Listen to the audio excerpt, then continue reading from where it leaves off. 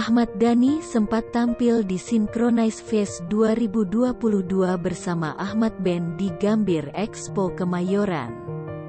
Satu hal yang membuat heboh penonton adalah ketika suami Mulan Jameela itu meneriakkan nama seseorang yang tengah hangat diperbincangkan. Ia tampil di panggung Lake Stage. Ahmad Dhani tiba-tiba saja berteriak Ferdy Sambo. Ini dilakukan Dhani ketika sedang membawakan lagu berjudul Distorsi. Menanggapi hal tersebut, Ahmad Dhani pun mengungkap alasan di balik teriakan nama Ferdy Sambo di atas panggung. Jadi begini itu kan harusnya kan, merdeka, kalau di original songnya kan. Jayalah negeri ini merdeka. Biasanya begitu, ujar Ahmad Dhani. Kenapa Ferdy Sambo? Saya terinspirasi dulu tahun 1990-an di Surabaya kalau ada mobil kecelakaan, hancur. Dulu sama pemerintah setempat itu dijadikan monumen. Dipajang di tengah jalan supaya orang lihat bahwa ada kejadian, kata pentolan Dewa 19 itu. Menurut saya Ferdy Sambo adalah sebuah monumen yang tidak bisa dilupakan supaya tidak terjadi lagi peristiwa seperti itu, jelas Dhani. Lebih lanjut Ahmad Dhani berkomentar tentang kasus pembunuhan yang menjerat Ferdy Sambo.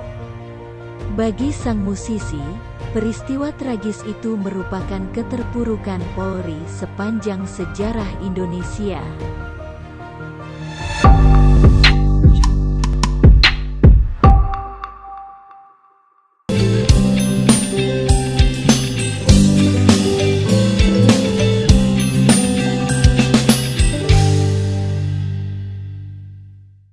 Ahmad Dhani sempat tampil di Synchronize Fest 2022 bersama Ahmad Band di Gambir Expo Kemayoran.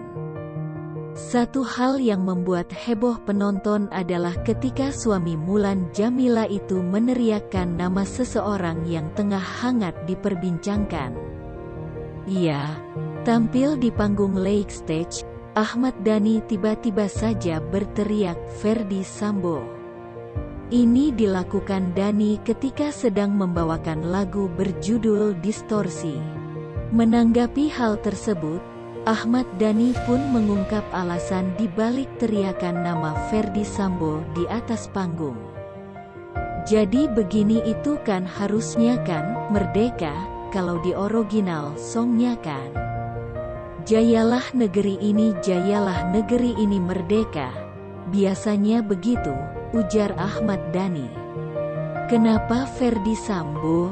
Saya terinspirasi dulu tahun 1990-an di Surabaya kalau ada mobil kecelakaan, hancur. Dulu sama pemerintah setempat itu dijadikan monumen. Dipajang di tengah jalan supaya orang lihat bahwa ada kejadian, kata pentolan Dewa 19 itu. Menurut saya Ferdy Sambo adalah sebuah monumen yang tidak bisa dilupakan supaya tidak terjadi lagi peristiwa seperti itu, jelas Dhani. Lebih lanjut Ahmad Dhani berkomentar tentang kasus pembunuhan yang menjerat Ferdy Sambo. Bagi sang musisi, peristiwa tragis itu merupakan keterpurukan Polri sepanjang sejarah Indonesia.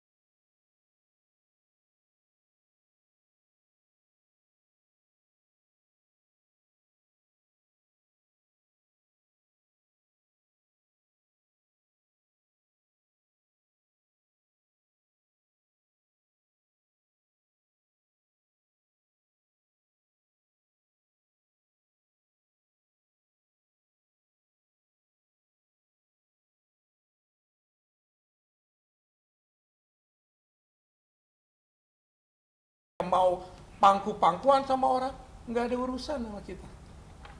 Bukan kelas kita begitu ya. Tapi apa yang kita laporkan? Satu, Hotman Paris Hutapea dalam menangani perkara rumah tangga tidak mengupayakan jalan damai. Itu perintah profesi, etika bahwa di dalam perkara soal rumah tangga harus didamaikan. Dia tidak mendamaikan, bahkan membuka semua kepada umum. Kedua, Hotman Paris dalam menangani perkara rumah tangga malah melakukan konferensi pers berkali-kali dan membuat perkara rumah tangga semakin mencuat ke publik tanpa penyelesaian secara hukum. Ngerti ya? Dia bikin konferensi pers. Waktu kita laporkan, saya sampaikan nih, saya tambahkan. Tahu pembelaannya waktu itu? Itu kan anak buah saya. Bukan satria. Tidak berani ambil tanggung jawab. Ketiga, Hotman Paris melakukan konferensi pers dan membuat postingan-postingan yang mendiskreditkan saya. Tiga, bahwa adapun amar putusan Majelis Dewan Kehormatan Pusat yang sekarang ini nomor sekian nanti bisa dibaca, menyatakan terbanding teradu Hotman Paris Hutapea terbukti melanggar pasal 6 huruf B, D, dan F Undang-Undang nomor 18 tahun 2003 tentang advokat, pasal 4 huruf A dan pasal 3 huruf G dan H Kode Etik Advokat Indonesia. Menghukum terbanding teradu Hotman Paris Hutapea berupa pemberhentian, ada kata-kata sementara, dari profesi advokat selama 3 bulan.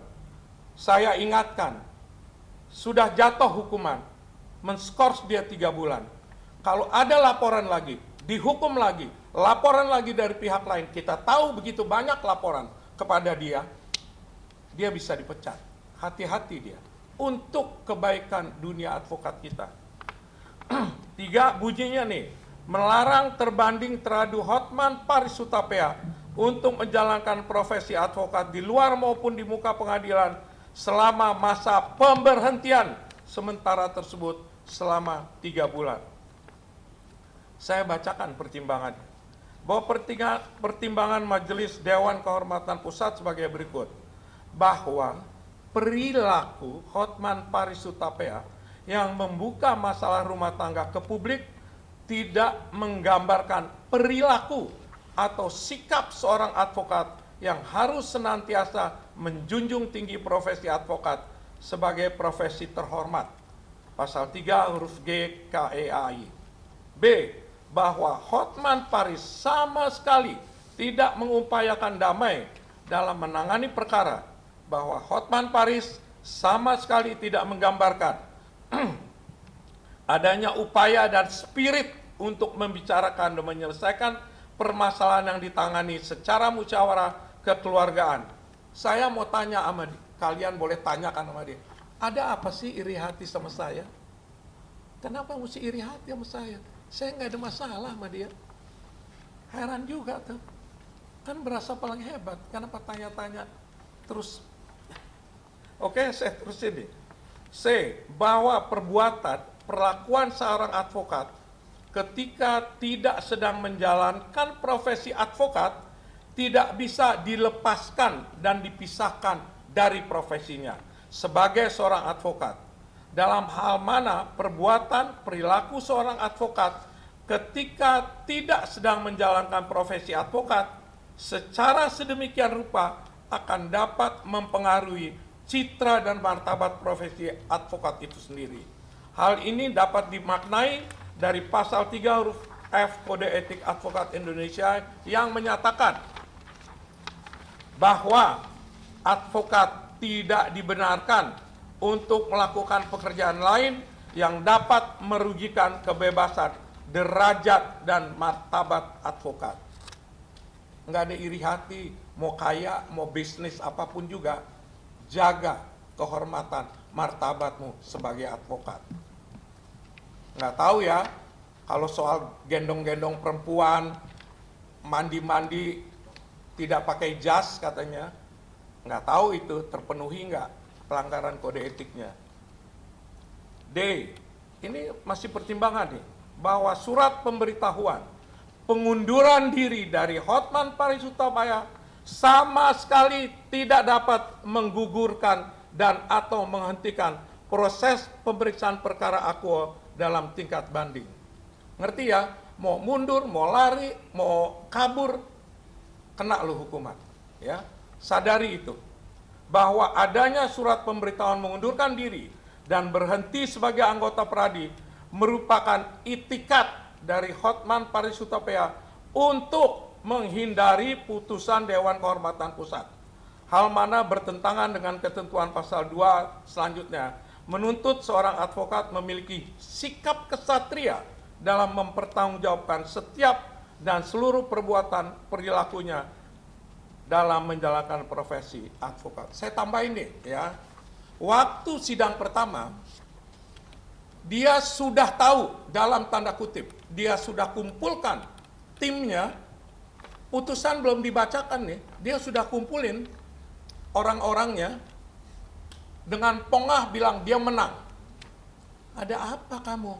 Bisa tahu, sudah ngumpulin orang. Sekarang pun sudah tahu dia. Kusak, kesana kesini kesana sini, enggak tembus, lari seperti seorang pengecut. Saya tidak bilang dia lari, seperti seorang pengecut yang tidak berani mempertanggungjawabkan perbuatannya. Saya ulangi, kusuk ke sana, tidak bisa tembus, tahu mau dihukum, hengkang. Silahkan menilai sendiri. 5.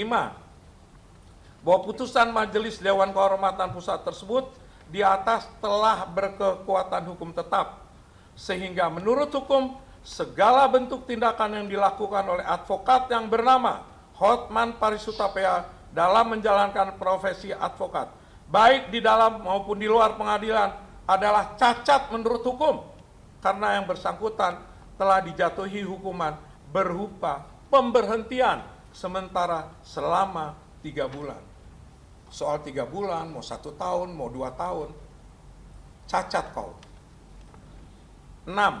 Bahwa demi hukum kami minta kepada seluruh institusi penegak hukum untuk menolak segala bentuk pendampingan bantuan hukum yang dilakukan oleh Hotman Paris Hutapea, law firm Hotman Paris and Partners. Hari ini kami telah menyusun surat pemberitahuan untuk segera dikirimkan ke institusi Mahkamah Agung, Menkumham, Jaksa Agung, Kapolri, dan institusi terkait lainnya. Itu kode etik mengatakan kalau hukuman berkekuatan hukum disampaikan kepada semua petinggi hukum bahwa yang namanya Hotman Paris Hutapea sudah diberhentikan sementara 3 bulan. Kepada seluruh Majelis Dewan Kehormatan Daerah tingkat pertama untuk mengoreksi diri karena putusannya telah dibatalkan oleh Majelis Dewan Kehormatan Pusat. Ini kami sampaikan kepada majelis yang pertama yang mengatakan bahwa Hotman Paris tidak melanggar kode etik. Waktu itu komentar saya, mudah-mudahan para majelis itu tidak dapat mantu seperti Hotman Paris. Ngerti ya? Supaya tahu itu yang di bawah, supaya tidak lagi jadi hakim majelis dia. 8. Kepada seluruh masyarakat dan klien dari advokat Hotman Paris Hutapea law firm, kami beritahukan bahwa Hotman Paris Hutapea telah diberhentikan sementara dari profesi advokat, sehingga seluruh tindakan hukum yang dilakukan oleh Hotman Paris saat ini cacat menurut hukum. Dari saya sementara begitu. Perlu saya tambahkan tadi ya, kalau sudah kena kode etik itu secara moral seharusnya kita malu. Dulu memuji-muji setengah mati, hebat sekali itu majelis tingkat pertama. Peradinya waduh hebat benar. Sekarang apa? Dihabisin itu peradinya, hengkang dia. Saya sebetulnya juga mau pesan juga sama organisasi lain. Satu organisasi hukum, advokat itu menjadi hebat karena anggota-anggotanya orang hebat. Kalau anggota-anggotanya sudah cacat, sudah pernah dihukum, sebaiknya disuruh PKPA lagi ya namanya itu. Dari saya sementara itu aja. Tambahin lah yang lain ya. Itu terhitung tanggal berapa Bang? Pemecatannya Bang, terhitung tanggal berapa? Sejak diberitahukan kepada dia. Kalau dia pinter, dia belagang nggak tahu juga. Bisa juga. Kan Ya, licik, kalau pinter untuk kan. kami itu per tanggal 12 bulan apa? 12 April. 12 April. Sekarang tanggal berapa sekarang? 18 ya? 19? Ya, jadi dia udah berarti tanggal 12 ke 19, udah 7 hari dia itu nggak boleh ngapa-ngapain sebenarnya. Maka kita mesti launching sekarang, biar masyarakat tahu, orang-orang yang butuh jasa hukum tahu bahwa dia nggak boleh lagi menerima kuasa.